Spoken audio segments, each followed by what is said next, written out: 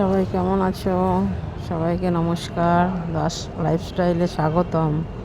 এই যে দেখো, এখন এসছি মনোরমায় রিপোর্ট নিতে। রিপোর্ট নিয়ে আবার যাব ডাক্তারের কাছে।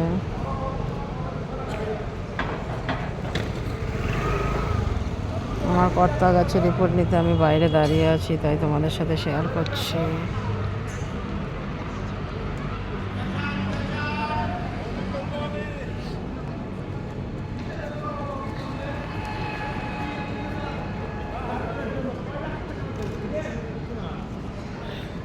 এখন প্রচুর ঘর হয়ে গেছে।